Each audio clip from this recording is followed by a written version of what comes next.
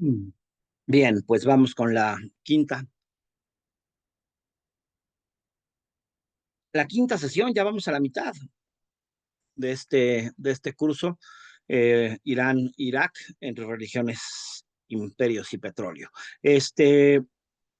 Y vamos hoy con safávidas, otomanos y la era de los grandes imperios, ¿no?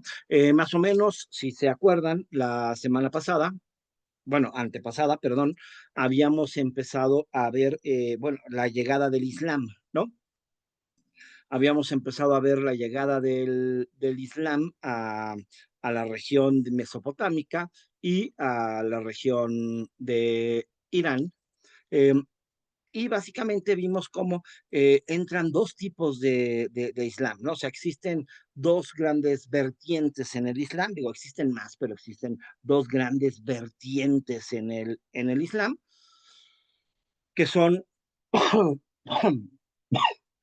el, el sunita y el chiita, ¿sí? Y el suní es el Islam mayoritario en todo el mundo islámico en general, pero el Islam chiita es precisamente el Islam mayoritario justo en la región de Irán e Irak, ¿no? Em, Sin embargo, Irán claramente va optando por el sunismo, mientras que, perdón, Irak claramente va optando por el sunismo, pese a tener una mayoría chiita, porque eso es importante saberlo. En Irak, la mayoría de la población es creyente del Islam chiita. Sin embargo, se impusieron los gobiernos sunita, y em, pues lo impusieron así a la población, ¿no? Mientras que en Irán, donde también la mayoría de la población es chiita, sí se fue estableciendo y se fue arraigando y se fue identificando claramente con este shismo, que finalmente derivó en un gobierno chiita. Y de esta manera, pues en la región de Irán, digamos que está pues más plena y claramente representado el pueblo iranío, puesto que religión y gobierno coinciden plenamente. No así en Irak, donde, aunque la mayoría de la población es chiita, el gobierno es sunita. Este,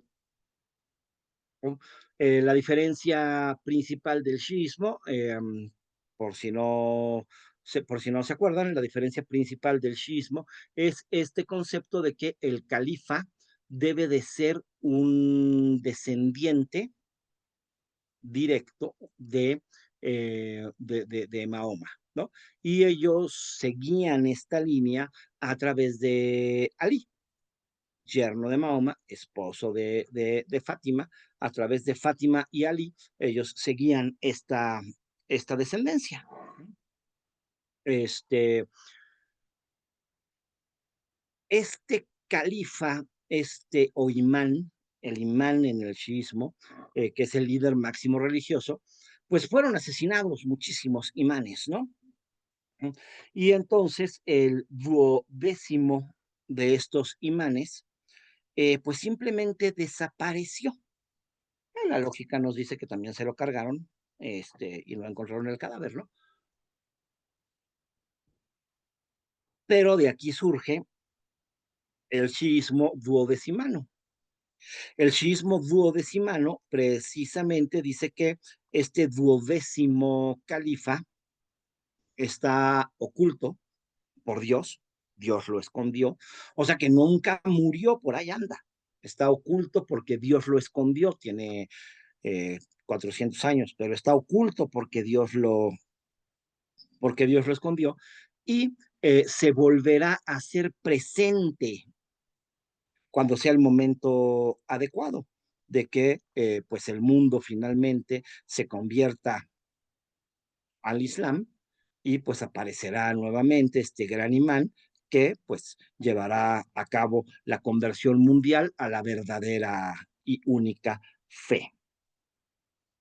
Esto es bien interesante porque, punto número uno, de esta manera el Islam chiita duodecimano se convierte claramente en una religión mesiánica, ¿sí? O sea, ellos están esperando la, la, la llegada de su Mesías, la llegada del ser que está oculto por los poderes divinos y que vendrá en el momento preciso a convertir al mundo. Entonces es una religión mesiánica, ¿no? Lo que nos deja dos grandes religiones mesiánicas, monoteístas, el judaísmo y el islam, ¿no? Y el cristianismo, lo que pasa es que pues, ahí el Mesías ya vino, ¿no? Ya vino, ya nos dejó claro el mensaje, y ya, pues ya se fue. Y la otra cosa bien importante es que a partir de este chiismo duodecimano, entonces ahora sí, puede existir un gobernante, puede existir un sultán, puede existir ¿cómo se llama el actual gobernante de Irán? Ayatollah, Se ¿no? El Un ayatollah. ayatolá, exacto, puede existir un ayatolá, ¿no? Que tiene el gobierno terrenal, que tiene el control, que cuida la religión, que cuida la fe, pero no un califa, no un imán. Ese no puede existir, puesto que está oculto por poderes sobrenaturales. Pero esto es muy bueno porque de esta manera, en realidad, el gobernante se puede presentar de muchas maneras, ya no tiene que ser un descendiente de Mahoma, ¿no? Y por eso puede haber ahora claramente un imperio safávida de creencia chiita, aunque no sea el imán quien lo está gobernando, es un sultán, ¿no? Así como puede haber un imperio otomano. Y esto es bien importante. Ambos, tanto el chiismo como el sunismo, van a terminar por separar lo que es el poder político del poder religioso. A Esta veces, rama existe hoy en día, el duodecimano. sí, claro, es la religión dominante en Irán. Ah, ok, o sea, dentro del chiismo ese es el mayoritario. El sismo en su mayoría tomó la tradición duodecimana y todos los chiitas piensan que este duodécimo imán, duodécimo califa, está escondido por medios sobrenaturales y regresará en el momento oportuno. Por ende, pueden aceptar diferentes tipos de gobierno, este, de gobierno islámico, de gobierno representativo de religioso, porque a fin de cuentas este personaje que está gobernando es un ayatolá o en su momento fue un sultán, pero en realidad es el poseedor del poder político, no del poder religioso. Y lo mismo vamos a ver cómo en el Imperio Otomano surge la figura del sultán, separada de la figura del califa. De hecho, si se acuerdan, ya bueno, hace 15 días, perdón, empezamos a hablar de califas y sultanes, ¿no? Eh, el califa en su primer momento, durante el imperio Abasi, durante los primeros imperios del Islam, el califa era el gobernante máximo, ¿no? El califa era el gobierno terrenal y el representante religioso, la autoridad religiosa. Pero poco a poco, conforme la figura del califa se empieza a debilitar, y empiezan a querer surgir gobiernos independientes, estos gobiernos independientes van a regirse bajo el título de sultanes o incluso bajo el título de emires, pero nunca bajo el título de califas. De esta forma, el califa se convierte en una figura simbólica, en realidad pierde prácticamente todo su poder, pero bueno, ahí está.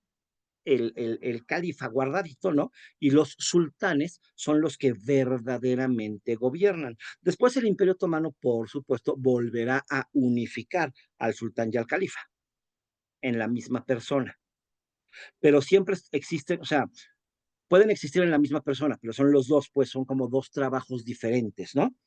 Uno, si es sultán, tiene el gobierno este, político. Si es califa, tiene el gobierno religioso. Haciendo un comparativo más o menos, pues el califa es el papa, es el papa islámico, ¿no? ¿Mm? Este, en el shiismo no existe esta figura, puesto que está oculta, ¿sí? Entonces ahí no hay un líder máximo religioso, puesto que está oculto. En el Sunni, sí. ¿No? Entonces vamos hoy pues con estos imperios que finalmente se van a convertir precisamente en los dos grandes enemigos, porque son los dos grandes representantes de cada una de las grandes corrientes del Islam. Pero vamos a ver cómo llegamos a a este punto, ¿verdad? Empezando con la dinastía que tomará el control de los persas, que será que terminará en un gobierno de origen chiita. ¿Mm? Aquí viene otra división interesante, ¿no? Que es el sufismo. No hay que confundir sunismo con sufismo. ¿Mm? Eh, el sufismo es la dimensión espiritual mística del Islam que se enfoca en la purificación del alma, en la búsqueda de una unión directa por Dios, con Dios, a través de experiencias personales, a través de prácticas ascéticas, a través de danzas rituales, ¿no? Y busca una unión directa con Dios, del alma con Dios. Existe sufismo tanto en el chiismo como en el sunismo existen sufis. El sufismo es este personaje místico del Islam, este personaje espiritual del Islam. Entonces, se puede ser sufi chiita como se puede ser sufi sunita, pero el sunismo y el shiismo, eso sí, son los dos grandes ramas y están peleadas la una con la otra. ¿Sí? El origen de la dinastía safávida, que será la dinastía que tome el poder finalmente en Persia y que termine por adoptar el shiismo como religión, es un movimiento sufi, o sea, un movimiento espiritual. Tiene este origen enraizado con el sufismo en la práctica de una orden, la orden sufi Safa Vijaf, fundada en el siglo XIV por un místico, Safi Din Ardabili. Safi Din Ardabili, en la ciudad de Ardabil, en el noreste de lo que hoy es Irán, empieza a fundar esta orden. Es primero, en este primer momento es una orden religiosa, es un místico, sufista, o sea, espiritual. Y pues se centra en la vida ascética, en la enseñanza espiritual, en el servicio social, como muchas otras cofradías sufis que existieron en la antigüedad, que existieron en su momento. Sin embargo, durante los siglos XIV y XV, esta orden Safaviya se va transformando del misticismo a la milicia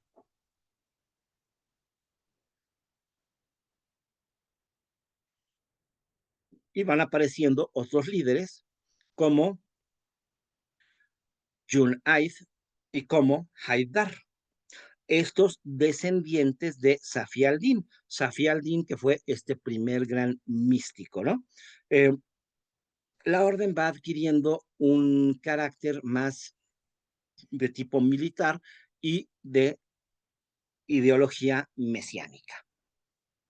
A través de alianzas matrimoniales y de reclutamiento de tribus turcomanas leales, conocidas como los Kisilbash, Kisilbash por su tocado rojo, ¿no? Que es lo que quiere decir, ¿sí? Sombrero rojo. La orden pasa poco a poco a ser un movimiento con proyección política. Y todo este proceso termina finalmente con Ismail I. Ismail I es nieto de Haidar y este personaje en el año 1501 se proclama como Shah de Irán. Toma la ciudad de Tabriz y a partir de este momento se crea un gobierno, aparece la figura de un Shah gobernante con ejército, ¿no? Que toma el control de una ciudad y que a partir de esta ciudad irá tomando el control de un amplísimo territorio. ¿No? Ismail I, nieto de Haidar, ¿no? Y pues de este personaje aparece la que conocemos como la dinastía safávida y lo que conoceremos como el imperio safávida.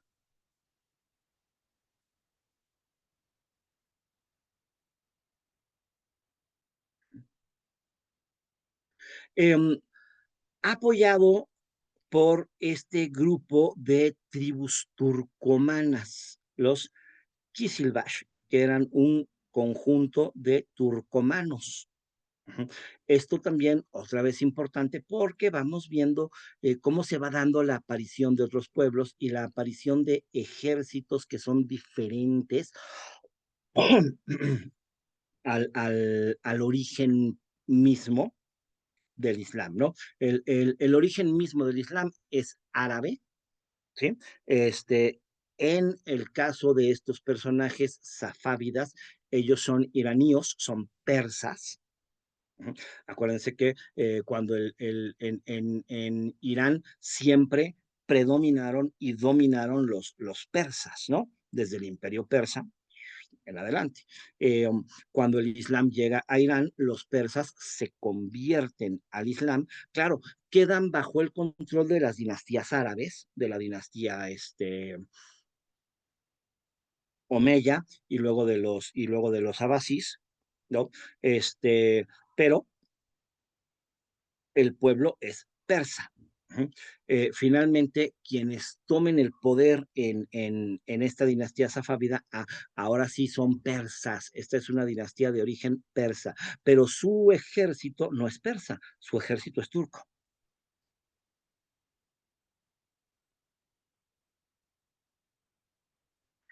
Este,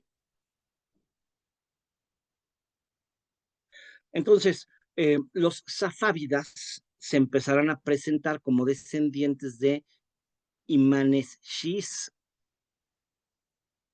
Su legitimidad empieza, se apoya principalmente en el gran carisma de estos sufis mesiánicos, ¿no? De sus líderes, que se les atribuyen poderes casi divinos, ¿no? Con el uso de todas estas ideas espirituales, místicas, pues que empiezan a gustar y empiezan a unir a las tribus bajo una causa común, ¿no? En un contexto donde no existía aún, esto es importante, una identidad nacional iraní unificada. Sí, son persas, se sienten y se saben diferentes de los árabes, pero bueno, no hay un concepto todavía de identidad nacional. ¿Mm? Y pues empieza a aparecer este concepto, primero que nada, religioso. ¿No? Los elementos claves para esta transformación son ese carisma religioso y un linaje sagrado, ¿no? Combinando una legitimidad espiritual como descendientes del profeta a través de Alí, un liderazgo político militar y un apoyo tribal turcomano. o sea, hace un brazo armado para este nuevo proyecto de gobierno,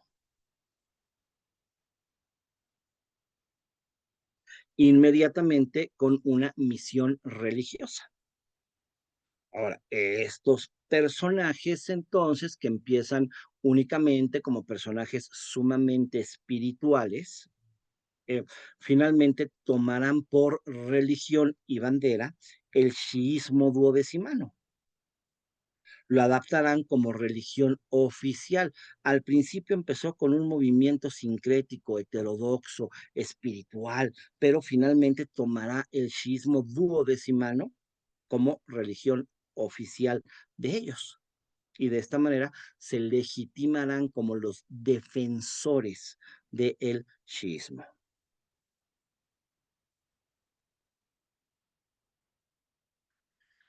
Este paso de un sufismo místico a una dinastía imperial teocrática, pues es toda la transformación, es el momento crucial, es lo que permite la creación del primer estado Shi unificado de la historia. Y al mismo tiempo, esto es lo que planta la base de la identidad nacional del Irán moderno.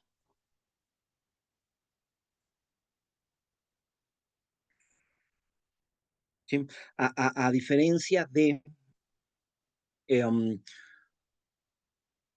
bueno, la ideología occidental cambió con el tiempo, ¿no? Al separar el poder político del poder eclesiástico, por supuesto, ¿no? Si hablamos de los años 1500, al final del día, religión e identidad están plenamente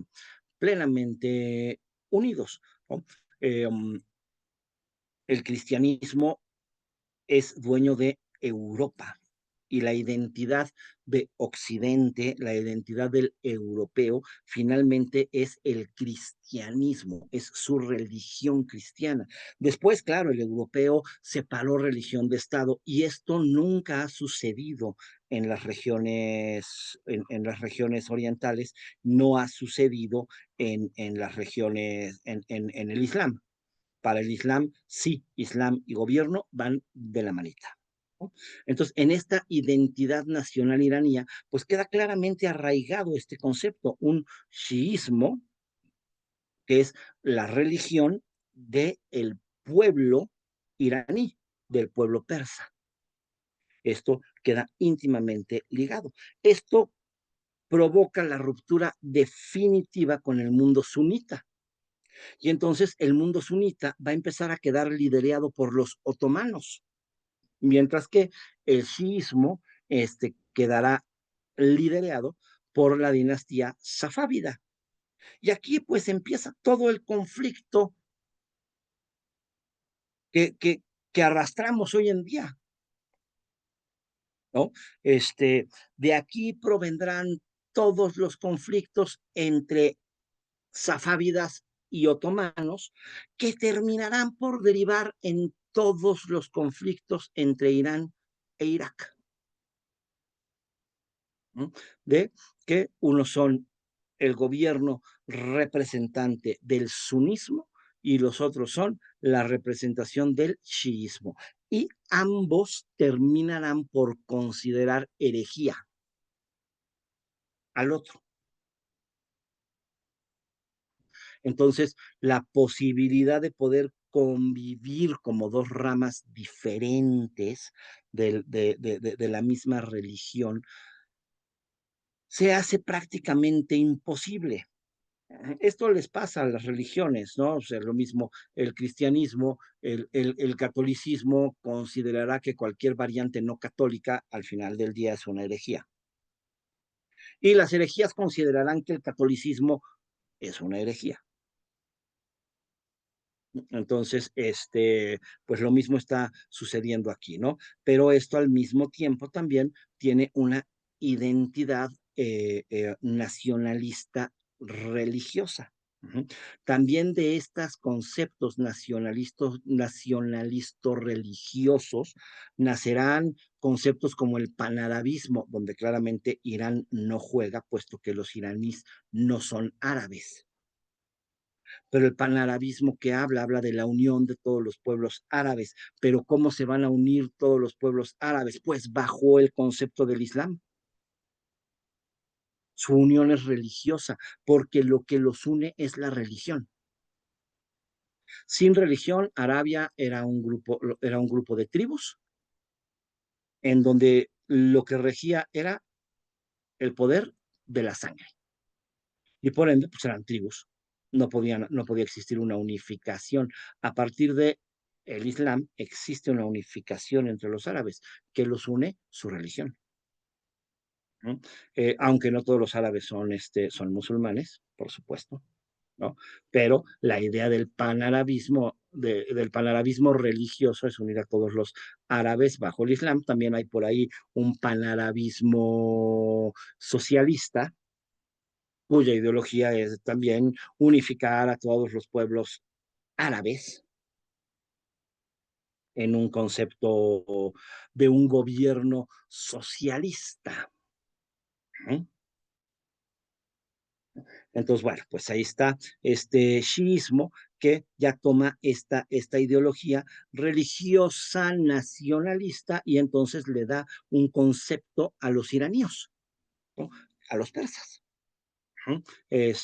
Y le da una división política, militar, conflictiva a todo el mundo del Islam, puesto que tenemos un imperio, un imperio chiita y un imperio sunita.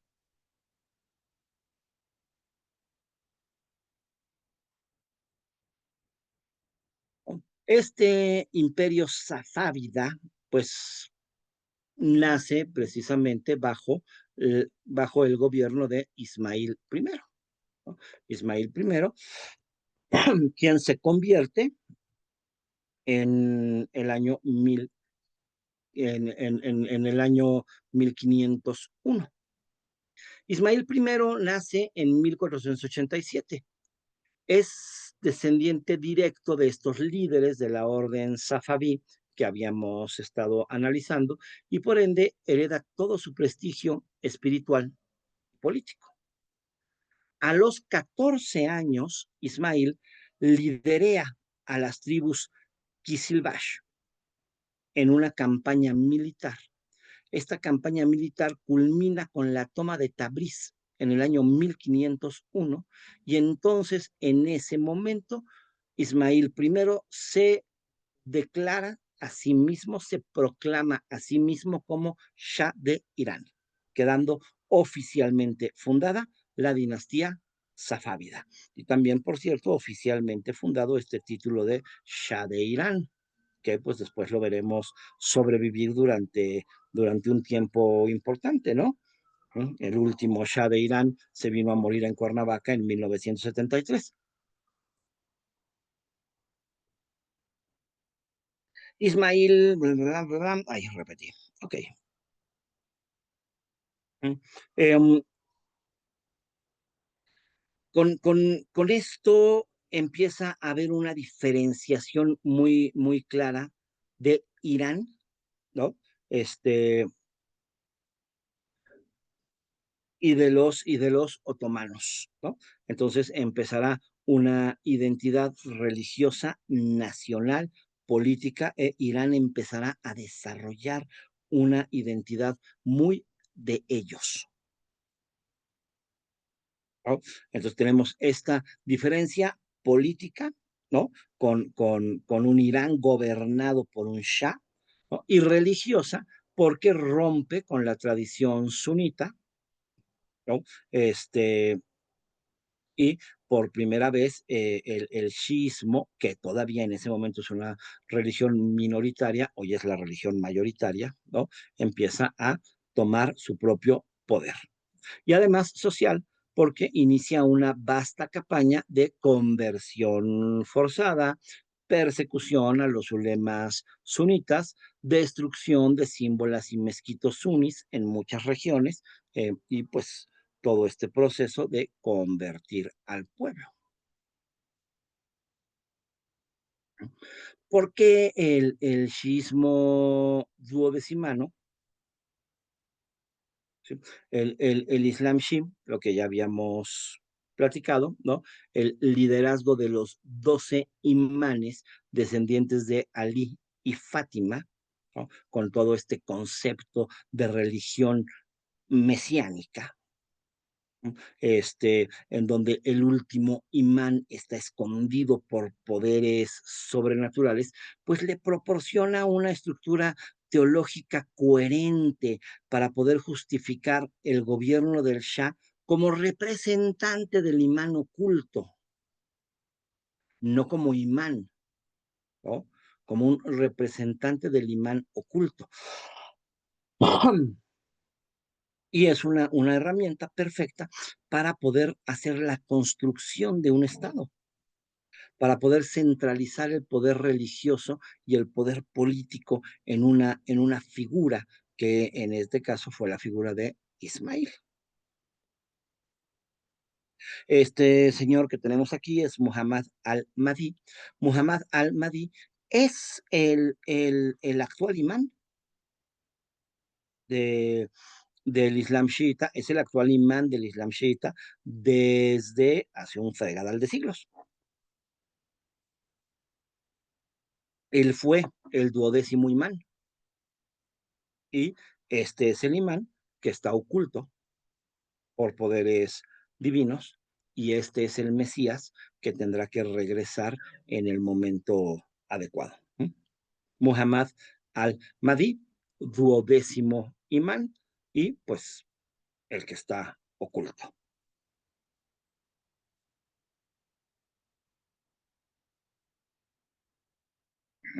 Vean aquí, si se fijan, claro, esto es la actualidad, ¿no? Este, la región morada es la zona donde el chiismo es religión mayoritaria.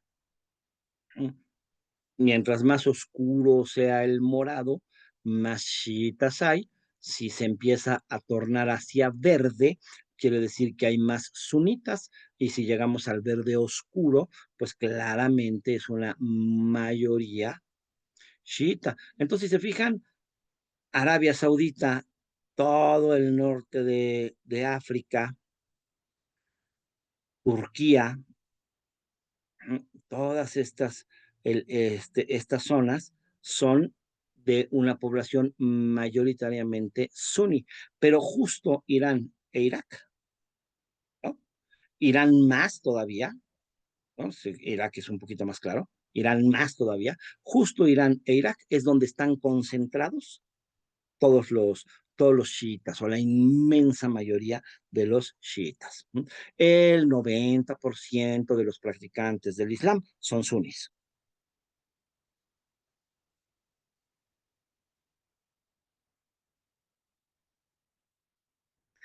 En muchas regiones del imperio, la población era mayoritariamente sunita. Esto generó conflictos, rebeliones, esto generó una política represiva, por supuesto, ¿no? La adopción del chiismo al mismo tiempo que internamente genera una serie de conflictos, también externamente intensifica la rivalidad con el Imperio Otomano. El Imperio Otomano, defensor del sunismo. Y esto pues irá alimentando una guerra ideológica y territorial que dura muchísimos siglos.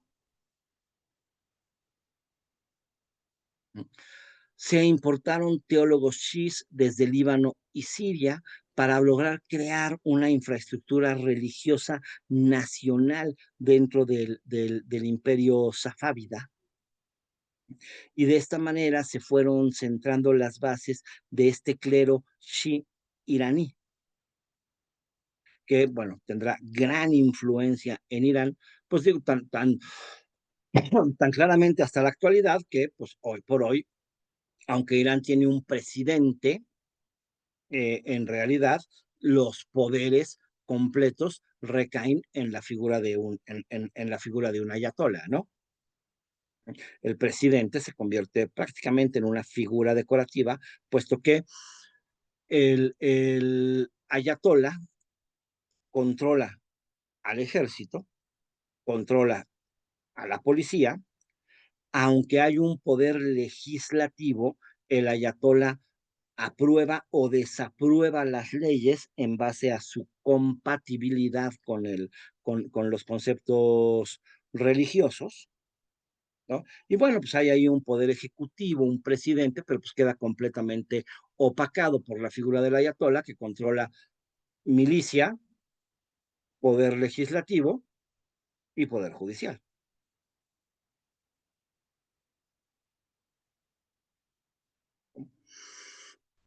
Ismael I no solo fundó una dinastía, sino que pues transformó todo este paisaje religioso de Irán para siempre. Con la imposición del chiismo rompió la unidad islámica regional y creó un eje de identidad y conflicto, ¿no? Que pues se sigue definiendo claramente hasta el día de hoy.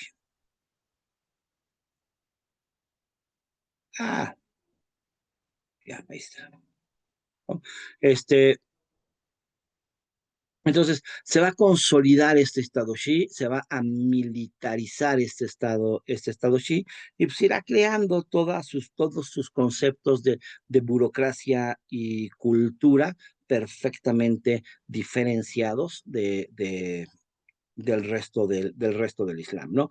Tras proclamarse Shah y declarar el chiismo duodecimano como religión oficial, pues Ismail I y sus sucesores se enfrentarán a una tarea monumental, que es la tarea de construir un estado funcional, estable y duradero en un territorio multiétnico con diversidad religiosa y, por supuesto, completamente rodeado de enemigos hostiles. Y aquí es donde tomarán este poder importantísimo, este papel importantísimo, los Kisilbash. Los Kisilbash, que es la tribu turcomana, que se convierten en leales seguidores del líder safávida y que se convierten por ende en el pilar militar del nuevo imperio. Se llevarán el papel de soldados, jefes regionales, ¿no? Con mucha autonomía, que de hecho, pues en muchas ocasiones generan tensiones con el poder central, puesto que son gobiernos regionales con mucha autonomía, ¿no? Entonces, pues, tendrán sus problemas graves con el poder central, pero va estructurándose este Estado Islámico. Tienen que equilibrar su poder con una serie de nuevas instituciones administrativas, ¿no? Con esta tribu de los Kisilbash, ¿no? Y evitar a toda costa la fragmentación del Estado. Se establece un sistema de poder fuertemente militarizado, inestable, con conflictos internos, con grupos tribales diversos que pues también generará los recurrentes conflictos tribales, ¿no? Pero con un brazo militar que poco a poco logrará estabilizar a a este imperio. Será a partir del reinado del bigotón Abbas I, 1588-1629, cuando el Estado safávida avanza ya claramente hacia una administración más centralizada y más profesional y por ende pues con menos riesgo de desintegración. Para esto se tuvo que reducir el poder de los Kisilbash, incorporando nuevos cuerpos militares y nuevos cuerpos administrativos, especialmente esclavos de origen caucásico, los gulams, que le respondían directamente al Shah. Se establece un sistema fiscal eficaz, censos y una jerarquía de gobernadores provisionales muy importante. Si se fijan, los imperios islámicos siempre cometen un error similar. Es algo muy curioso. Dependen de otro pueblo para su defensa.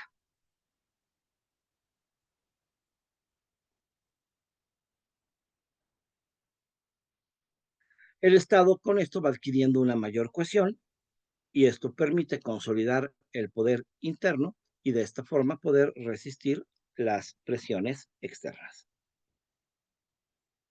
Los safávidas fomentan una intensa producción cultural y religiosa chií.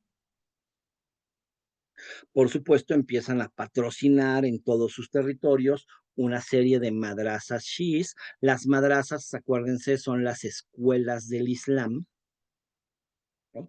Entonces, pues empieza a patrocinar a las madrasas de origen chií, ¿no?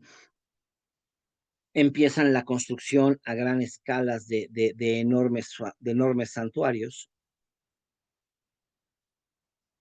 y promueven las ciencias religiosas chiíes.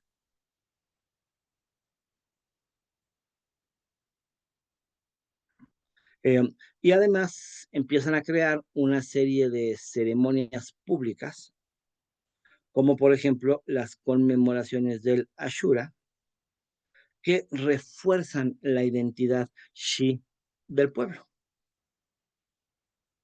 Estas fiestas religiosas, ¿no? Que se practican afuera de los templos, por supuesto, que se practican con fiesta nacional, con festividades de gran escala, con conceptos de peregrinaciones, ¿no? Y que pues poquito a poco van reforzando y le van dando identidad al pueblo y a la religión.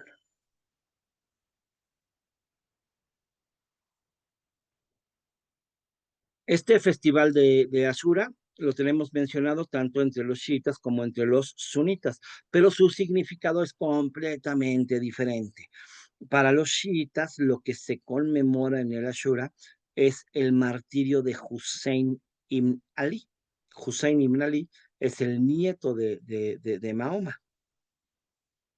Oh, este, entonces, bueno, pues es una fiesta que incluye luto, autoflagelación, peregrinación, etcétera. Mientras que para los sunitas, para ellos es un día importante para el ayuno, pero no tiene esta misma connotación de duelo. Celebran el día ellos por razones distintas, relacionadas directamente con eventos bíblicos, no con el concepto no con el concepto islámico del martirio de Ali. Por supuesto, los sunis no pueden festejar el martirio de Ali bajo ninguna circunstancia, puesto que los sunis son los que martirizaron y asesinaron a Ali, ¿verdad?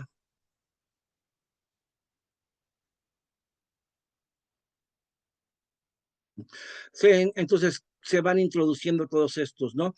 Textos ritualishis como parte de la educación y se va generando una transformación profunda en la cultura, en la religión. Se traen a los ulemas chiís de Siria y de Líbano, y todo esto va ayudando a estandarizar la doctrina y a consolidar una jerarquía clerical chií.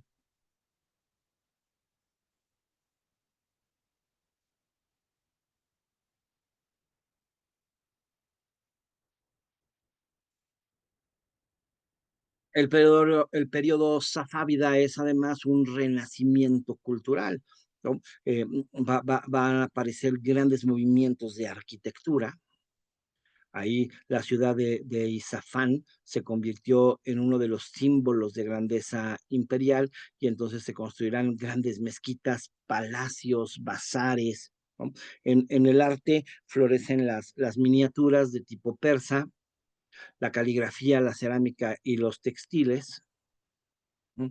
Y bueno, pues todo, ¿no? La producción artística, obviamente, a su vez, está al servicio de una identidad chií iraní, ¿no? Muy distinta al sunismo otomano. Entonces, este es el proceso se va logrando a partir de, sí, un proceso de militarización, de centralización burocrática, pero también un proceso de transformación cultural profunda, ¿no? El Estado teocrático chií, con mucha presencia clerical, pues dejará una huella indeleble en la historia de Irán, ¿no? Tan indeleble que, como hemos dicho, la mayor parte de la población terminará convirtiéndose al chiismo, convirtiéndose de verdad, ¿no? Al chiismo, ¿no? Y el chiismo se unirá con el concepto de nacionalismo. Y entonces estos son los creadores de estos conceptos de nacionalismo religioso moderno que se arrastran hasta el día de hoy.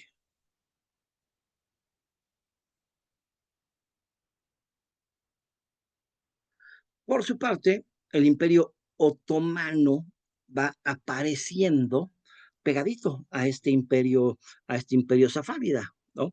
El Imperio Otomano es un imperio multiétnico, hay hartas nacionalidades ahí adentro, ¿no?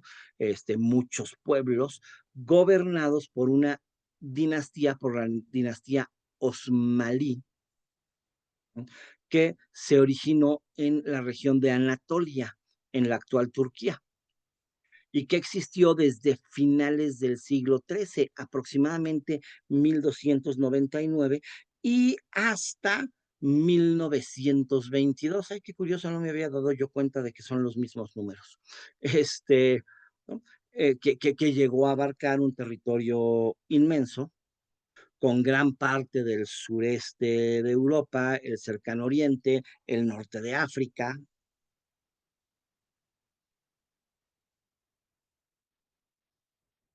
¿no? El máximo esplendor de los otomanos se dio entre los siglos XVI y XVII.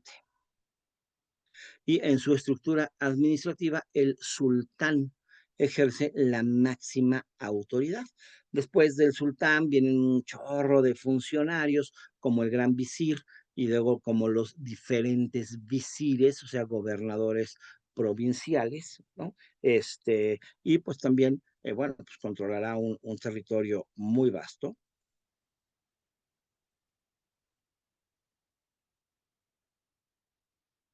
¿No? Pero en realidad fíjense cómo la mayoría son valiatos, ¿no? O sea, pequeñas entidades administrativas, ¿no? Administradas por estos visires, por gobernadores provinciales. El gran visir, pues viene fungiendo un papel algo así como de el primer ministro. El sultán otomano es la figura central del imperio, ¿sí? Es el jefe del Estado y es a su vez el líder del Islam sunita. Por eso les decía que los otomanos van a volver a centrar la figura del sultán y la figura del califa, ¿no? La semana antepasada habíamos visto cómo la figura del califa se había separado de la figura del sultán. El califa era el poder simbólico, necesitábamos que existiera este califa para que los sultanes tuvieran su poder derivado del califa. Los otomanos terminarán por unificar nuevamente y pues otra vez el sultán será califa, entonces el sultán se convertirá en el líder del Islam sunita, ¿no? Esto especialmente ya tras la conquista de Egipto en 1517, cuando el sultán asume el título de califa. ¿Vamos bien o nos regresamos?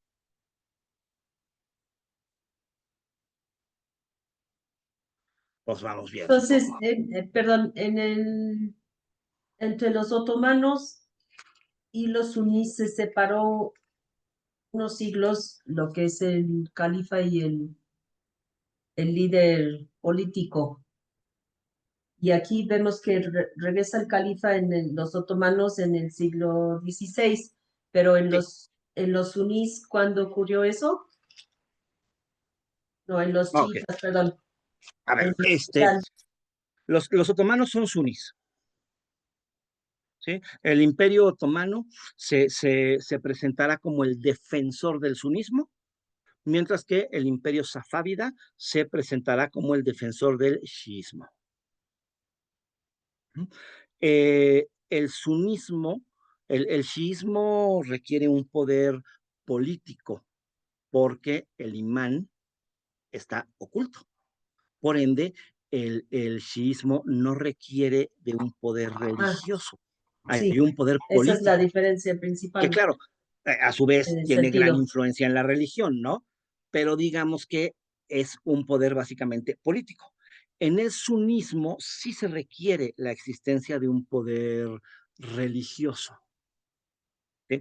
Ahora, eh, ¿cómo entenderíamos cómo se fue dando toda esta historia, todo este proceso, ¿no? Conforme los imperios crecen, en realidad la centralización del poder se va volviendo sumamente complicada. Cuando un poder regional adquiere el poder suficiente para separarse del poder central, tiene el problema de que este personaje que se está separando del poder central, pues es un rey, pero no es el líder religioso. Entonces, cuando se daban las separaciones, estos personajes se convertían en sultanes y le juraban obediencia al califa y pedían, por la buena o por la mala, la bendición del califa, ¿sí? Perdón, denme medio segundo, por favor.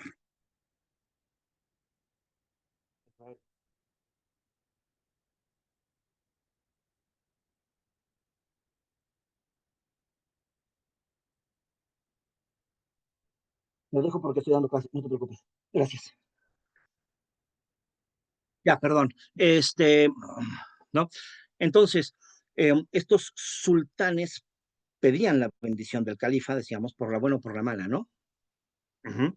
Y luego a veces estos sultanes pues recuperaban territorios inmensos y entonces ahí estaba el sultán y el califa, como dos figuras separadas, una religiosa, una con el poder militar, político, etcétera. De esta forma el califa se fue convirtiendo en una figura básicamente decorativa. Cuando el Imperio Otomano vuelve a tomar un gran poder y vuelve a tomar un territorio inmenso y centraliza todo este poder en la figura del sultán, pues finalmente lo que va a hacer el sultán otomano es decir, pues a partir de hoy también soy califa, y punto, ¿no? Y entonces vuelve a unificar esta figura. Entonces puede existir un sultán califa, como puede existir un sultán y un califa. Como pueden existir muchos sultanes y un califa. En realidad lo que nunca podrá existir son muchos califas, ¿no? Por eso se Es, fueron formando diferentes califatos. cuando se forman diferentes califatos tenemos un problema porque cada uno de ellos dice ser el único y verdadero representante de,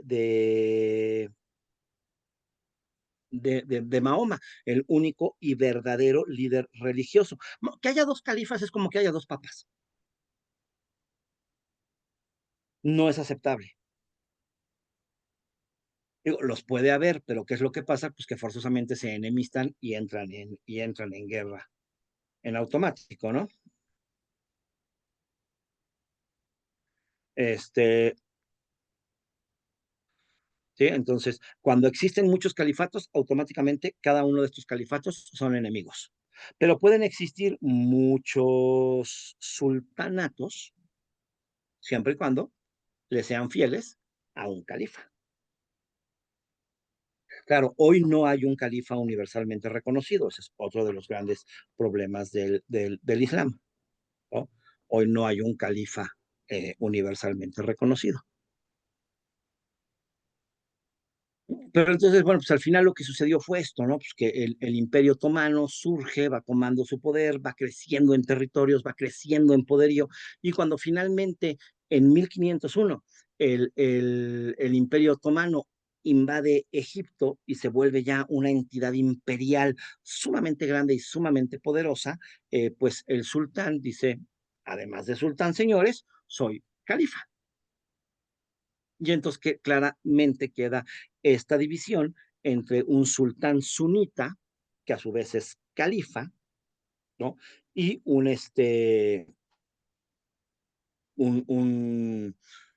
un shah de Persia que no reconoce al califa, puesto que pertenece a un concepto religioso que no reconoce la existencia de un califa. Entonces, el Imperio Otomano se convertirá en los defensores del sunismo y el Imperio Safávida se convertirá en los defensores del shiismo. Ahorita estamos con los otomanos, ¿no? Y entonces, pues dentro de este imperio otomano, este sultán que se convierte en califa, pues acabará por obtener un poder absoluto, ¿no? Como, pues, con los dos poderes, con el poder religioso y con el poder político, ¿no? Claro, en base a la tradición islámica de justicia, de piedad, pues tiene que existir siempre este concepto de un sultán justo, de un califa justo, ¿no? Gobierna desde la capital imperial que finalmente la establecen en Estambul. Estambul, que es Constantinopla, ¿no? El primer enemigo del Imperio Otomano, el primer gran enemigo del Imperio Otomano fue el Imperio Bizantino, pero lo toman en 1384, ¿no? Cuando en 1384 no es cierto, 1485, perdón, cae el Imperio Bizantino, toman la capital, Constantinopla, le cambian el nombre, le ponen Istambul, y lo vuelven su capital. Y desde ahí gobernará siempre el sultán, ¿no? Con un consejo asesor, que es el diván imperial, que está compuesto por visires, ulemas y otros altos funcionarios. Entonces, aquí vamos viendo cómo van naciendo dos conceptos imperiales diferentes, basados en la misma religión y, pues, por ende, enemigos el uno del otro, ¿no? El Imperio Otomano es una realidad, es una entidad multiétnica y multireligiosa, ¿sí? Está gobernado por un sultán, a su vez califa, está gobernado por el Islam, pero dentro del Imperio Otomano se toleran las diversas religiones. Dentro del Imperio Otomano hay muchos judíos y muchos católicos. Y el Imperio Otomano tolera tanto el judaísmo como el catolicismo como el islam, ¿sí? Y claro, al ser un imperio de enormes dimensiones, pues habrá personajes de muchísimas nacionalidades, de muchísimos pueblos diferentes, puesto que el Imperio Otomano llegó a abarcar desde Arabia hasta los Balcanes. Dentro de este enorme territorio existen cristianos ortodoxos, católicos, armenios, judíos y musulmanes, tanto sunitas como chiíes. Para administrar esta diversidad se desarrolló lo que se llama el sistema de millets. Y con este sistema de millets se le daba a cada comunidad religiosa una, una identidad muy clara y una autonomía muy clara. Principalmente entre los millets está el millet ortodoxo griego, el millet ortodoxo armenio y el millet judío. Estos gobernantes tienen una autonomía importante en asuntos internos como el matrimonio, la educación e incluso la justicia religiosa. Entonces, el Imperio Otomano nace como un imperio sumamente tolerante hacia las otras religiones, ¿no? Les cobra su impuesto especial, por supuesto, ¿no? Pero dentro del cobro de este impuesto especial les garantiza la defensa, les garantiza la identidad propia, ¿no? Les garantiza el poder continuar con sus prácticas religiosas e incluso les da una cierta independencia gubernamental. Ahora, existirá un Milet ortodoxo griego, existirá un Milet ortodoxo armenio, existirá un Milet judío, pero nunca existirá un Milet chiita.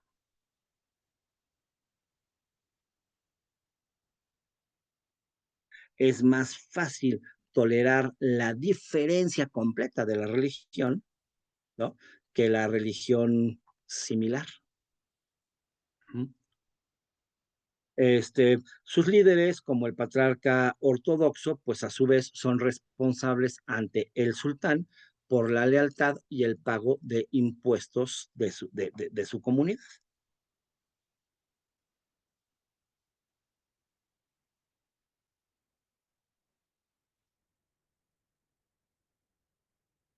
Con este sistema, ¿no?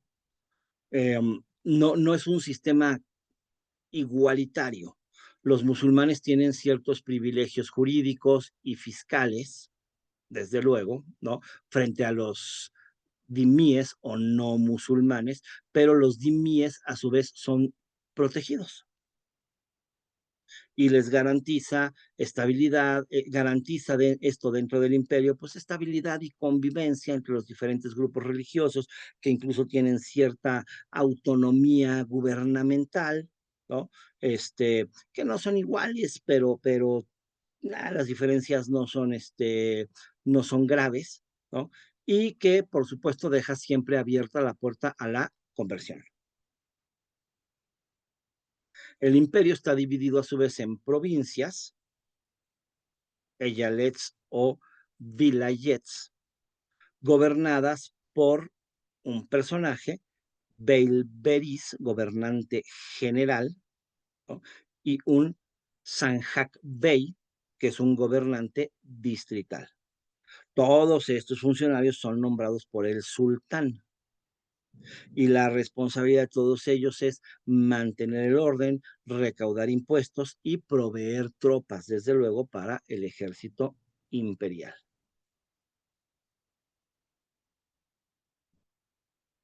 Además, crean una especie de sistema feudal, el sistema de Timar, que otorga tierras a cambio de servicios militares. Lo que aparece esta misma, es una figura muy similar a la del caballero, ¿no? A la del caballero en el cristianismo, ¿no? Este, Cifáis, que pues reciben sus rentas a cambio de lealtad, reciben sus tierras a cambio de lealtad y de servicio armado. Ellos financian sus armas, sus caballos, sus pertrechos de guerra a partir de tener tierras y de tener rentas, ¿no? Y al mismo tiempo existe una burocracia muy compleja para regular todo lo que es agricultura, comercio, recaudación fiscal, ¿no? Con una supervisión estatal muy fuerte desde Estambul, pero bueno, pues estamos hablando de un territorio enorme y claro, estamos hablando de una época en la que no existe la comunicación de alta velocidad, ¿verdad? Entonces, el poder por eso tiene que estar muy dividido, muy fragmentado y todo hecho a partir de juramentos de lealtad. El Imperio Otomano es un estado centralizado en el trono del sultán, pero que permite una muy importante autonomía local y especialmente permite una autonomía religiosa, ¿no? Con este sistema de millets. Su capacidad para integrar comunidades diversas es enorme, porque lo que hace es integrar, no asimilar, integrar. Y esto, por supuesto, es una clave súper importante en la longevidad del imperio, ¿no? Por eso este imperio pudo vivir hasta 1922. Sí generó tensiones, definitivamente, especialmente en regiones como Irak, donde las poblaciones chiíes convivían con una administración sunita, porque, como les estaba diciendo, había milets ortodoxos, había un milet griego, había un milet armenio, había un milet judío, pero nunca hubo un milet chiita, porque el chiismo rápidamente fue considerado como una herejía y por ende los chiitas rápidamente fueron considerados como enemigos del Estado.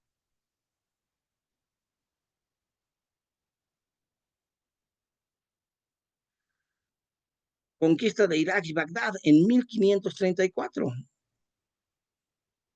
¿No? Y la administración otomana en esta región.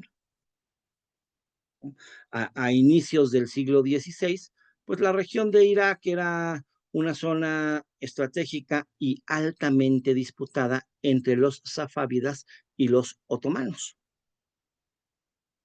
Esta enemistad imperial, claramente, un imperio safávida, un imperio otomano, dos religiones, bueno, una religión con dos divisiones muy importantes y una enemistad entre estados. Entonces, ¿por qué el chiismo siempre será visto como una amenaza para el imperio otomano? Pues claro, porque hay un imperio chiita. Entonces, los chiitas que vivan dentro del Imperio Otomano siempre serán sospechosos de ser espías,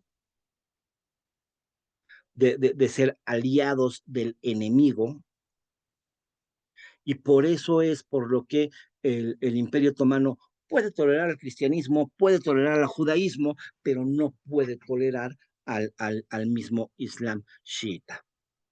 Los chiitas serán vistos como una amenaza directa en el Imperio Otomano, defensor del sunismo y rival imperial del chiismo. Cuando el Imperio Otomano conquiste Irak, por supuesto, pues se generará este conflicto porque la concentración de los chiitas se fue dando en esta zona.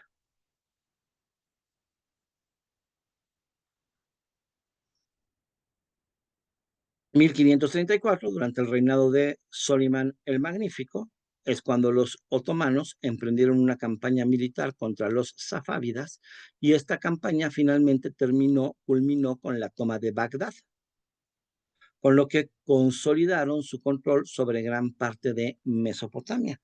Y entonces, pues sí, aquí en Irak e Irak quedó la frontera entre el sunismo y el chiismo. La población es mayoritariamente chiita, pero la frontera gubernamental del chiismo con el sunismo, pues está justamente entre Irán e Irak, ¿no? Claro, también entre Irán y Turquía, desde luego, ¿verdad?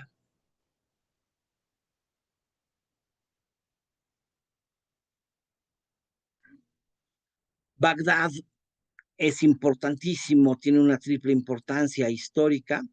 En su momento fue la capital del imperio abasí, lo que se consideró el máximo desarrollo del Islam, la ciudad capital, la ciudad más hermosa, ¿no? Pues tiene un gran peso histórico, religioso, desde luego, es un hogar importantísimo de santuarios, tanto chiíes como sunis, lo cual va a ser otra razón de conflicto permanente, ¿sí?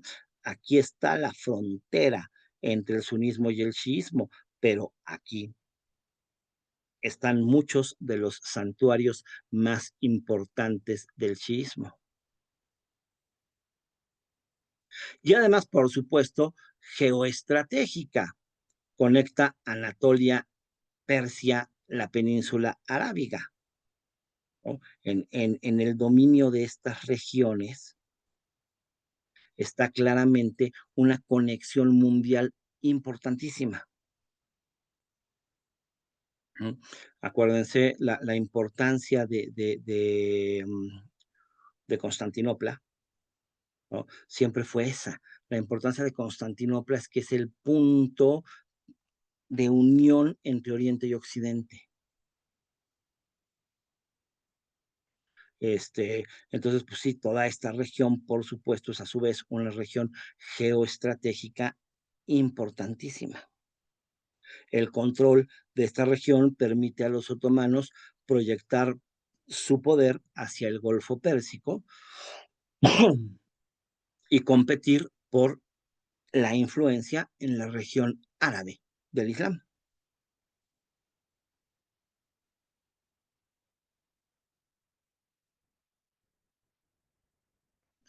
Inmediatamente la región fue organizada como provincia otomana, el Eyalet de Bagdad, ¿no? Hay otras provincias como Basora y Mosul también existían, desde luego, con sus diferentes grados de autonomía. Los otomanos van a enfrentar muchísimos desafíos en estas zonas.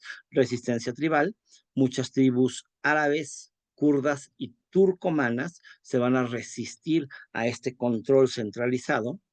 Población chií, predominantemente en el sur, una población chií mucho más grande, que pues le es más leal a Irán que a Irak, desde luego, ¿no? Y además una geografía complicada, ¿no? Terrenos muy pantanosos y climas extremos.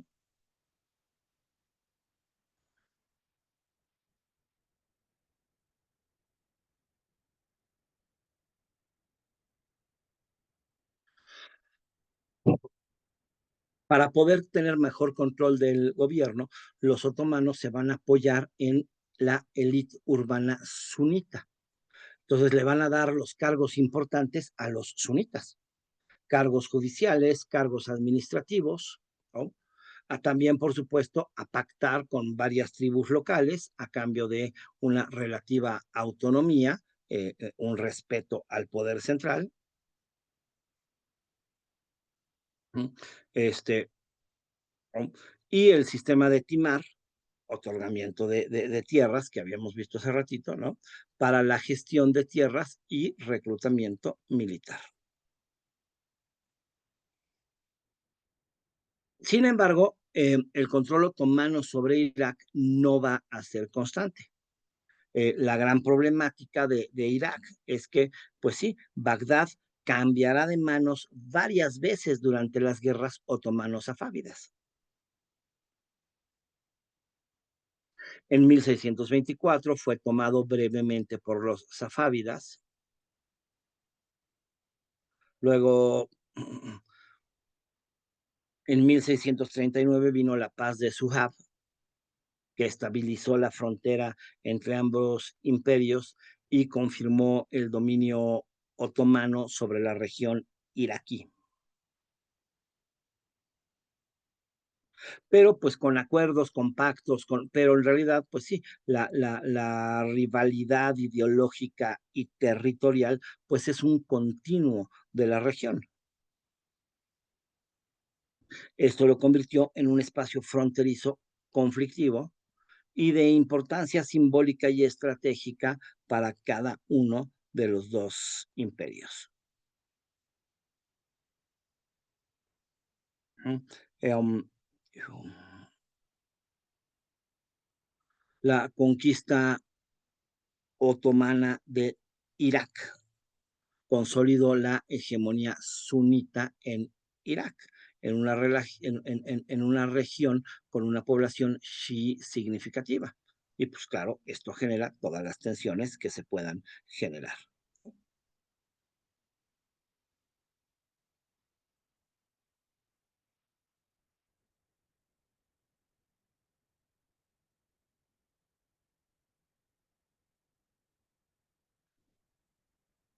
El imperio otomano, por su parte, promovía el sunismo hanefi como doctrina oficial de todo su territorio, ¿no? Entonces, este sunismo hanefi es la escuela jurídica más flexible y más pragmática dentro del Islam sunita. Es la que claramente prohíbe la existencia y convivencia con diferentes pueblos y con diferentes religiones, ¿no? Eh, Respaldada por la figura de Sheikh al-Islam, ¿no? que es el principal intérprete religioso del imperio. Promueve el sunismo, forma parte de una estrategia de legitimación y cohesión, ¿no? Pero permite la convivencia, es una rama flexible dentro del Islam, permite la cohesión, pero es un desafío frente al chiismo de los safávidas, porque ahí sí no se toleran por toda esta cuestión de guerras, política y demás. ¿No? Eh, en el sur de Irak, la mayoría de la población es duodecimana. Nayaf, Kerbala, Gilá y Bagdad son lugares en donde predomina claramente el chiismo duodecimano. El Imperio Otomano es hostil hacia el chiismo, lo considera una doctrina herética. Eh, Adoptó una estrategia ambigua y variable, muy clara y muy obvia. En tiempos de paz entre otomanos y safávidas, el chiismo se toleraba con mayor facilidad, pero en tiempos de guerra entre otomanos y safávidas, pues inmediatamente el chiismo se perseguía dentro de todos los territorios otomanos.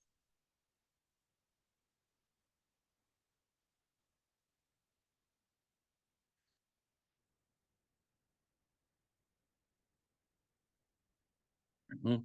Pero, pues esta problemática bien importante, ¿no? Los santuarios shis más importantes están en territorios iraquíes. Y esto, pues claro, genera un gran conflicto, ¿no? Kerbala y Nayaf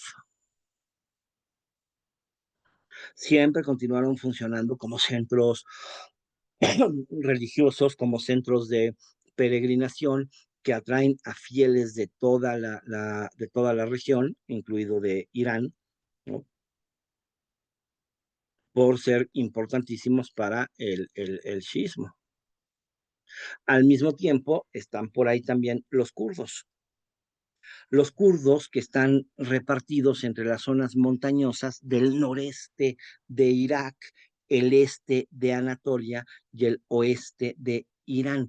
La problemática de identidad nacionalista de toda esta zona es que en realidad siempre fue una zona básicamente tribal. Los persas es lo que más claramente puede constituirse como una nación. Tuvieron su propio imperio, encontraron su identidad muy clara en el Islam chiita duodecimano, pero toda esta región es una región tribal. Entonces, claro, los kurdos nunca entendieron, nunca han entendido y nunca entenderán el concepto de frontera. Son, son tribus y son tribus nómadas. Y como son tribus nómadas, pues están entre el norte de Irak, el este de Anatolia y el oeste de Irán, y se mueven en la región y por ende es una transgresión fronteriza permanente. Lo fue entre imperios y lo es entre naciones, ¿no? Lo mismo, todas las regiones de Oriente Medio y de África tienen esta misma problemática, ¿no? En Marruecos están los saharauis, que también es una tribu que tiene costumbres nómadas y que no entiende que existe un Marruecos y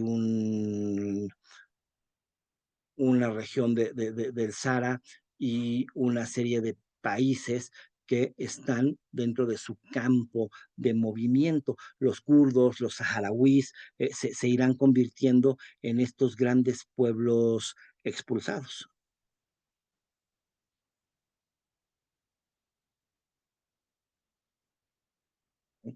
Todos estos conceptos de tribus, de religiones y demás, pues representan un desafío administrativo de proporciones monumentales, ¿no? La política otomana hacia los kurdos, pues en general fue pragmática, se firmaron acuerdos de lealtad con diferentes líderes tribales, les reconocieron su autonomía a cambio de apoyo militar y tributario, y se les permitió el autogobierno en muchos casos, siempre que no cuestionaran la autoridad del sultán.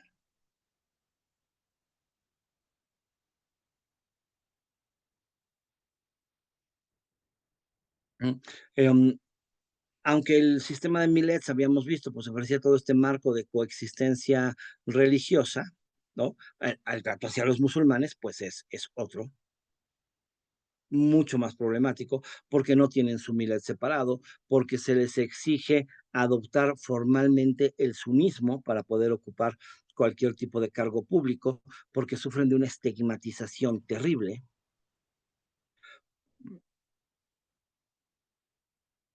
En diferentes regiones autónomas, pues el trato contra las comunidades chií o kurda depende de las condiciones regionales y del equilibrio de poder local en ese momento.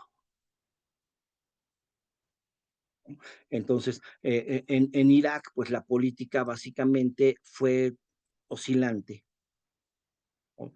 Hay etapas de tolerancia, etapas de represión, tanto a chiíes como a kurdos, ¿no? El sistema más o menos funciona para mantener el control imperial durante siglos, pero pues sembró esta división religiosa y étnica, ¿no? Dentro de todo este imperio multiétnico y multireligioso, tenemos a una religión, el chiismo, y a una etnia, los kurdos, que no logran una aceptación.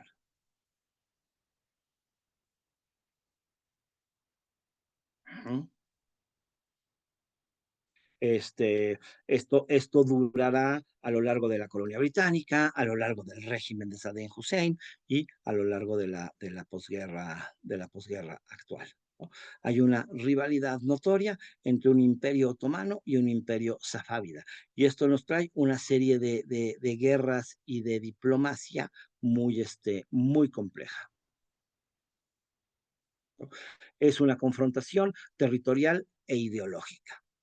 Territorial por el control de regiones claves como el noreste de Irán, el Cáucaso, Mesopotamia, ¿no? Y por supuesto ideológica religiosa por la oposición entre el sunismo otomano y el chiismo safávida. Esto, pues lo que convirtió es una zona de una guerra santa entre musulmanes, con implicaciones muy complejas para cada uno de los dos, del imperio otomano, del imperio safávida y de sus descendientes, Irán e Irak, ¿no?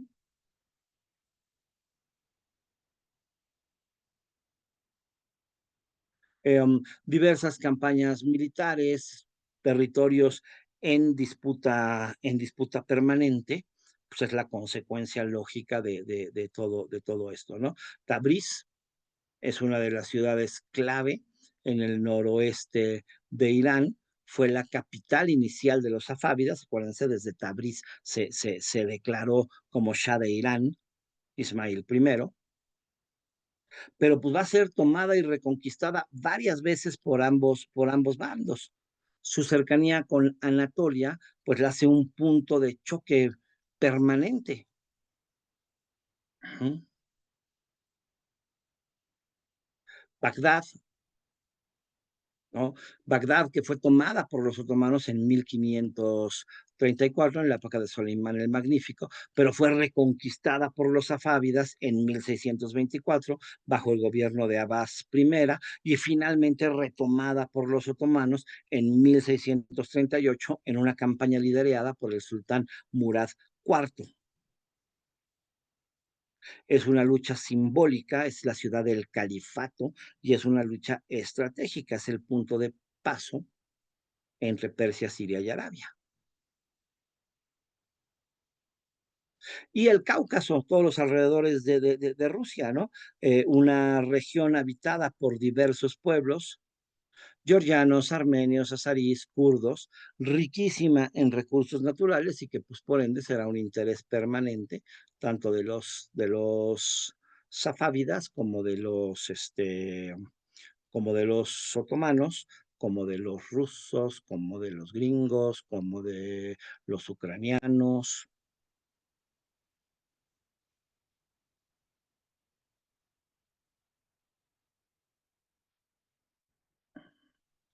Ambos imperios van a estar en una lucha permanente por dominar toda esta región caucásica.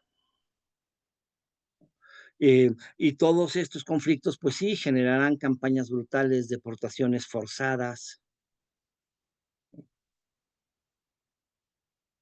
Además, es un punto de contacto entre el Islam y el cristianismo, lo que pues, le añade otra dimensión religiosa al conflicto, ¿verdad?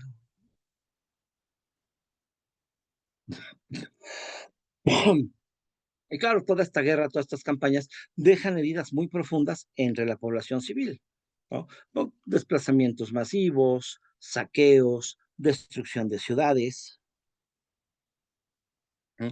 Una frontera fluctuante.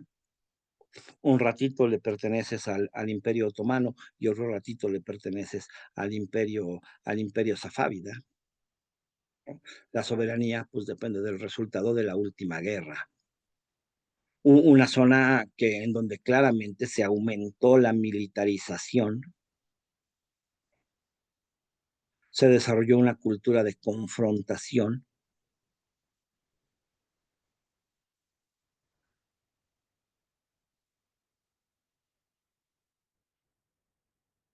Mm.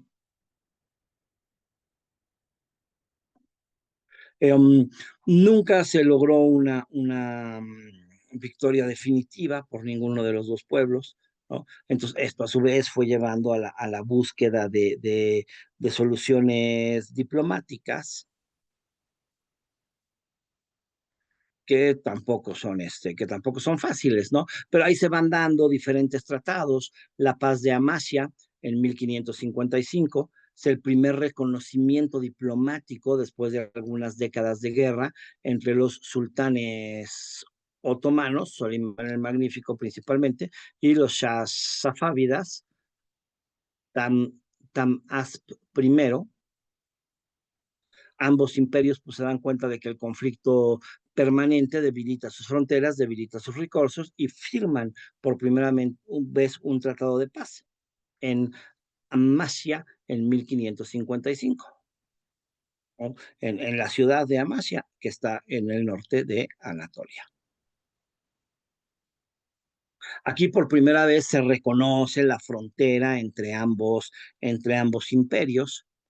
Los safávidas conservan Tabriz, gran parte de Azerbaiyán, y los otomanos se quedan con Bagdad y el Kurdistán, con el este de Anatolia, pero estos tratados van a durar algunos años y luego volverán a traer guerra, ¿no? Se otorga una libertad de peregrinación en esta paz de Amasya. Por primera vez se deja claro que los chiíes iraníes puedan peregrinar a los lugares santos chiíes en Irak, que está bajo dominio otomano, ¿no? Se pide un cese a la propaganda religiosa hostil. Ambas partes acuerdan limitar las acusaciones mutuas de herejía y de subversión. Esto a su vez, pues para evitar que la población misma sea atacada, ¿no?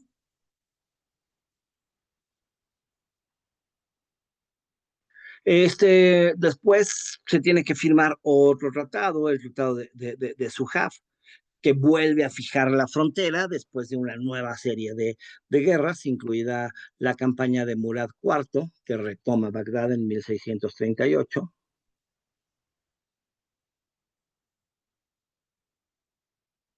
¿No?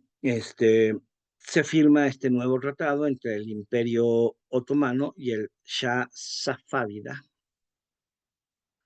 Safi I,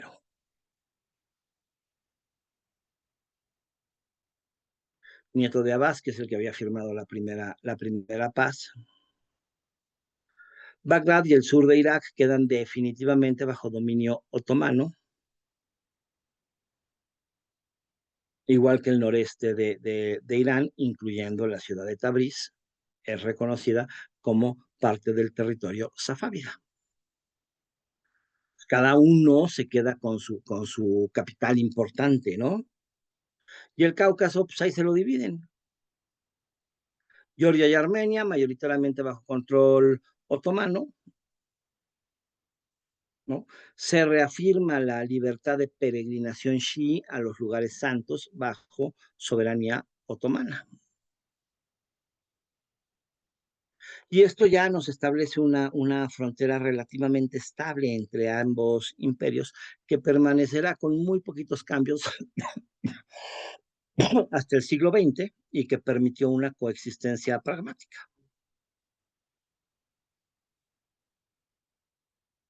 Nunca dejó de haber una rivalidad religiosa y política, desde luego, ¿no? En la diplomacia, en el comercio. Estos son los tratados que reflejan un momento de madurez diplomática entre dos imperios islámicos rivales que entienden la necesidad de estabilizar sus fronteras. Este,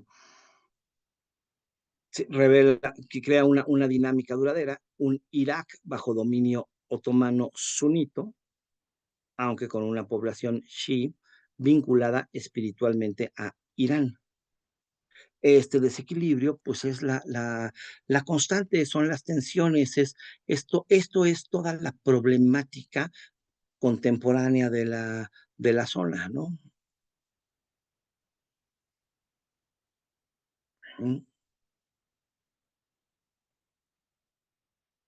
El Tratado de Sunhab marcó el inicio de una frontera relativamente estable entre otomanos y safávidas, muy notable y muy importante en un contexto de fronteras inestables en ese momento del mundo. Esta frontera se aproximó mucho a la actual frontera entre Irán e Irak. Entonces, el legado geopolítico de estos imperios, pues claramente perdura hasta el presente, ¿no? Con las fronteras, con los conflictos, con los tipos de gobierno que existen hoy en cada uno de estos lugares. Quedó una zona otomana sunita, ¿no? Irak en manos otomanas, ¿no? Dominio sunita sobre una región mayoritariamente chií. Bagdad se quedó como este centro político administrativo. Este, los otomanos controlaron también el norte kurdo.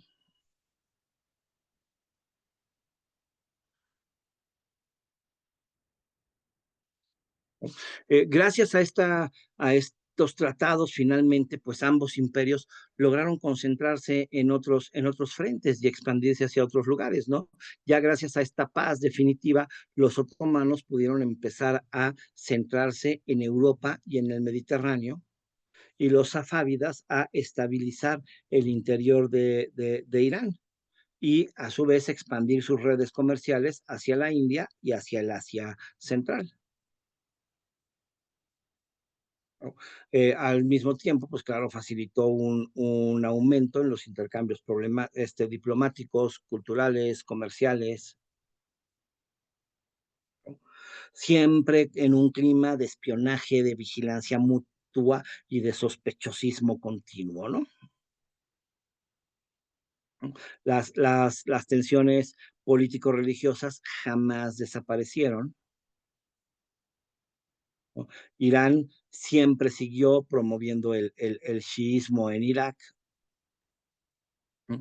Con estos tratados, pues, mediante las peregrinaciones, pues claro, es una forma de promover el chiismo en la región y pues esto apoyo a clérigos chiitas dentro del territorio iraquí, manejo de redes transfronterizas.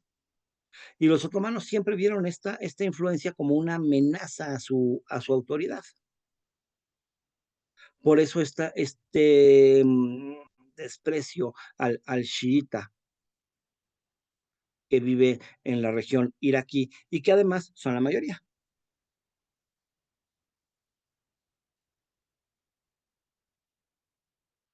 Por eso esas guerras todavía no se terminan,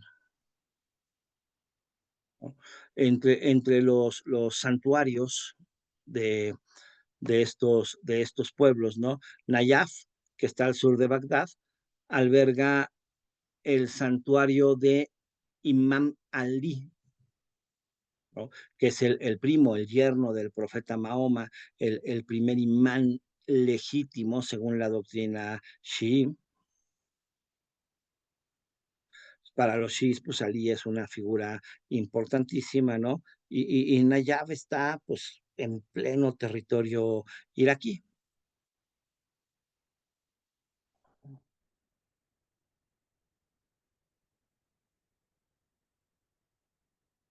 Este, Nayab, pues, es un centro importante de estudios religiosos chiíes. En Nayab hay una serie de madrasas, chiíes.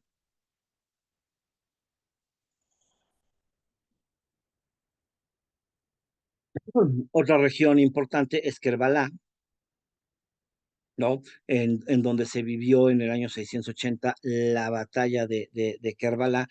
Esta es la batalla en la que muere el imán Hussein, asesinado según la tradición chiita duodecimana, ¿no?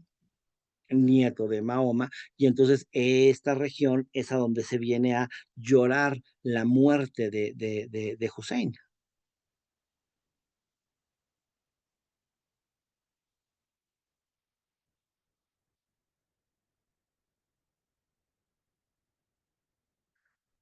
Eh, um,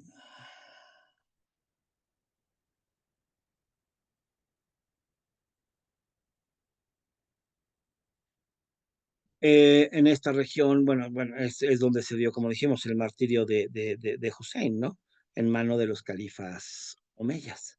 Y entonces por eso, pues, Kerbala es la región de peregrinación por principio, ¿sí? No es una peregrinación obligatoria como la peregrinación a la Meca, pero sí se espera que todos los chiíes vayan por lo menos una vez a la región de Kerbala. Pues cada año millones de chiíes pues, se encuentran ahí, ¿no? Conmemoran la muerte, ¿no? En esta festividad de la Shura que ya habíamos mencionado, que claro, pues a su vez trae una serie de problemáticas políticas y de identidad colectiva, desde luego, ¿no? Ujú. Los santuarios de Nayaf y Karbala son mucho más que lugares de peregrinación, son centros teológicos importantísimas, ¿no? En Nayaf se forman algunos de los más importantes pensadores del chiismo. Entre ellos está el ayatollah Ali al-Sistani, personaje de la actualidad, que es el gran ayatollah de Irak.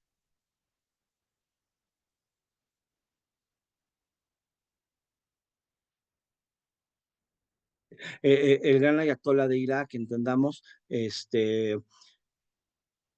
es una figura de la religión chiita, política muy importante, pues realmente es como un funcionario que promueve la religión de Irán dentro de Irak,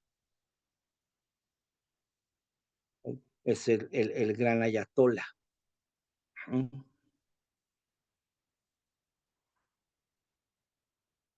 Eh, Kerbala pues, es usada frecuentemente como metáfora, como sede política por diferentes movimientos de resistencia chiíes desde los tiempos safávidas hasta la Revolución Islámica de Irán.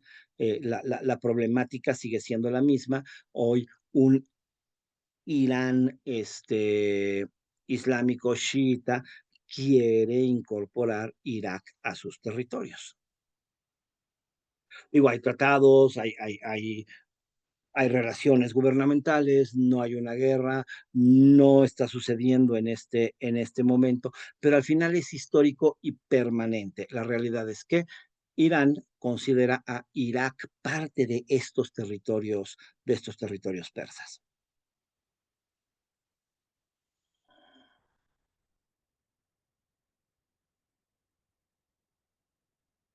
Y claro, ambos santuarios al mismo tiempo pues son puntos fundamentales en las redes de financiamiento religioso. Sí, ahí llegan enormes cantidades, ¿no? Y ahí se conectan con otros centros religiosos en Irán, Líbano y varias partes del mundo musulmán, ¿no? Aunque va siendo el chiismo minoritario en esas regiones, pues sigue teniendo una gran importancia y una representabilidad de personajes.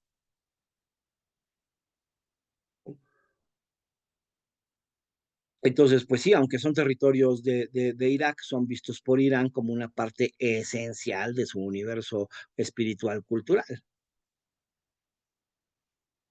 ¿no? Esto es lo que genera, pues, una tensión constante, ¿no?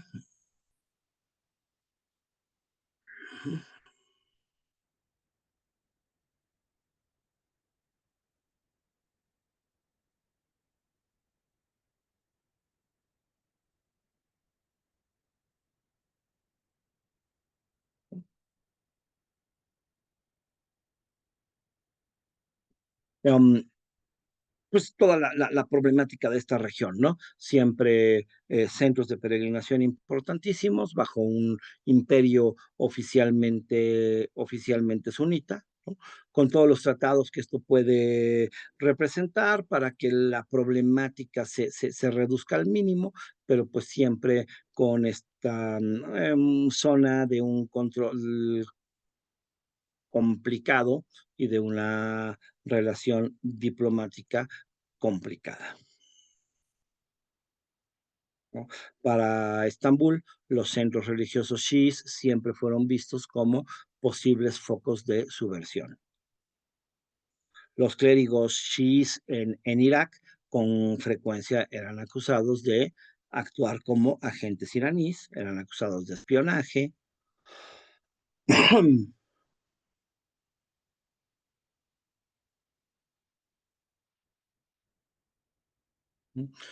Siempre hubo episodios de violencia, ¿no? Revueltas chiíes o fuerzas imperiales que saquearon o cerraron temporalmente los santuarios, ¿no? O la lealtad chií que siempre fue cuestionada por el imperio otomano,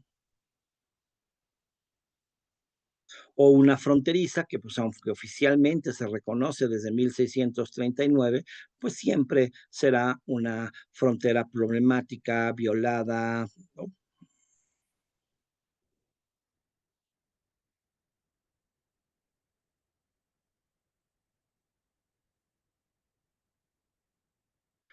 Todas estas ciudades se han convertido en un espacio de conflicto ideológico y de control político.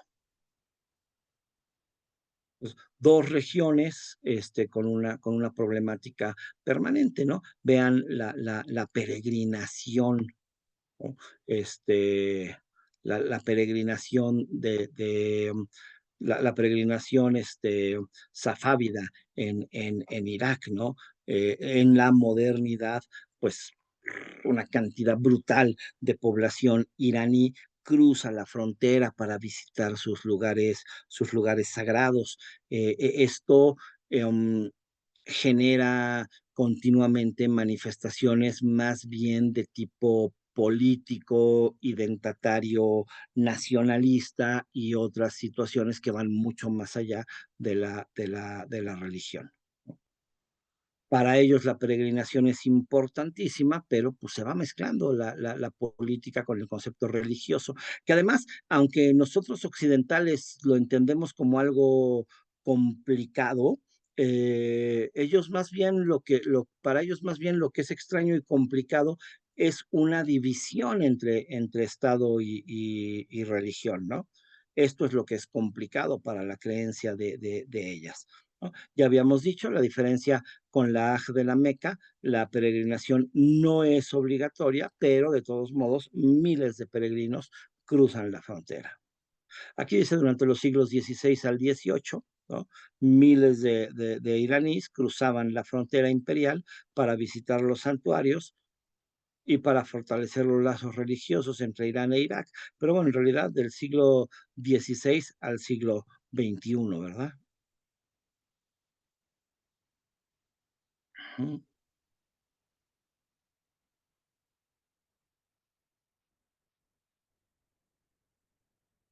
No controlaban las ciudades santas, pero los consideraban pues una parte importantísima de, de, de toda su identidad. Y la existencia de estos santuarios, pues regresa siempre con la misma problemática, ¿no? Una situación de espionaje, de fidelidades divididas.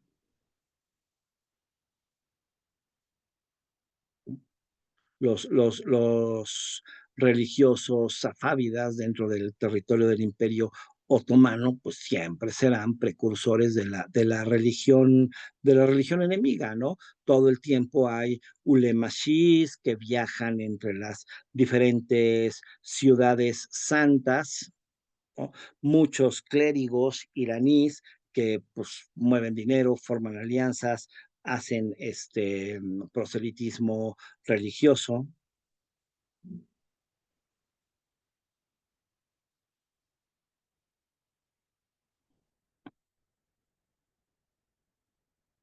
Eh, en el Imperio Otomano esto termina incluso en un segundo impuesto religioso al chiismo.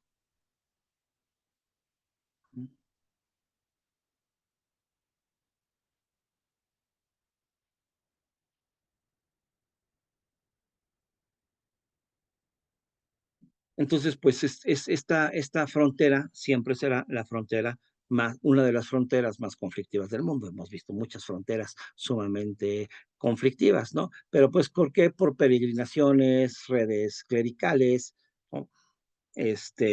Una soberanía religiosa transnacional sumamente complicado que siempre le permitirá a Irán mantener una presencia espiritual activa en Irak, desde el momento en el que son imperio otomano e imperio safávida hasta la modernidad, en donde será la República Islámica, ¿no?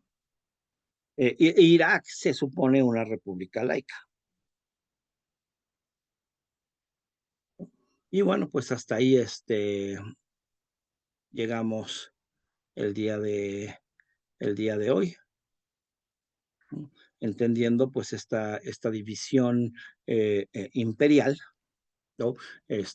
Y esta división religiosa, pues tan confusa, tan problemática en la zona, históricamente como una parte muy importante, el Imperio Otomano y el Imperio Safávida, pero en realidad vamos a ir viendo cómo durante los diferentes épocas históricas, pues esta rivalidad y este conflicto religioso siempre permanece.